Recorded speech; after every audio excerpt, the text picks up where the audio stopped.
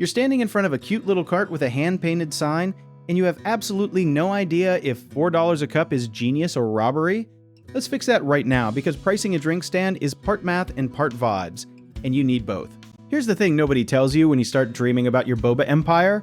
Your ingredients might cost you less than $1 per cup, but that does not mean your profit should be $3 and you call it a day. Think about everything that cup is secretly paying for behind the scenes. The cup itself, the lid, the straw, the napkin, your propane or ice, your booth fee at that farmer's market, and the gas you burn driving there before dawn. A lot of new vendors fall into what we like to call the candy bar trap. They see a $2 gas station candy bar cost the store 50 cents, so they think huge markup equals huge success. But a candy bar does not melt, spoil, or require a blender at 6 in the morning. So let's talk real numbers using words, because math with digits is boring. If your boba costs you about $1.50 to make per cup, you generally want to sell it somewhere between $5 and $7. That is not greed, that is survival, because pop-up vendors do not get the luxury of selling thousands of cups a day like a giant chain does. You are basically a tiny shop with massive expenses and a much smaller crowd, so each cup has to work harder for you.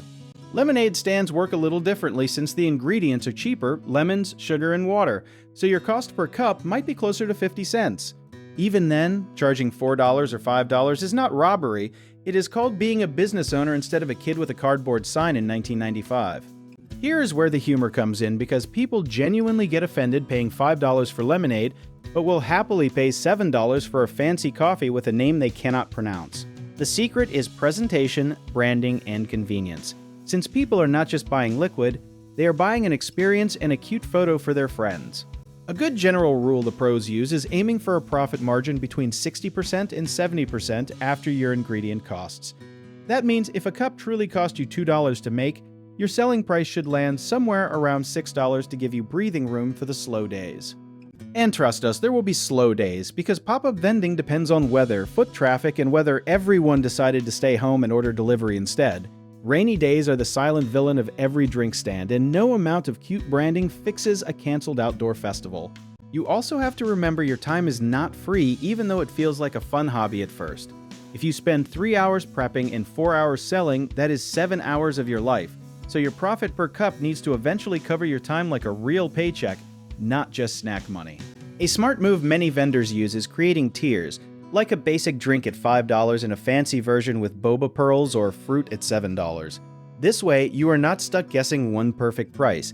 You are letting customers choose their own adventure while you quietly increase your average sale. Doubt will absolutely creep in. You will wonder if you are charging too much or too little, and that is normal for literally every business owner in history. The trick is testing your price slowly, watching how people react, and adjusting instead of panicking and slashing prices the moment one person complains. At the end of the day, your goal is not to be the cheapest stand in town. Your goal is to be the stand people remember and return to.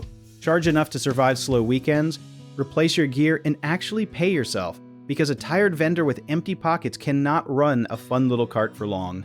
So if you are ready to actually build this thing the smart way instead of guessing in the dark, do you want to learn more about how we help vendors like you get organized? Check out our links in the description, because your future boba empire deserves a real plan.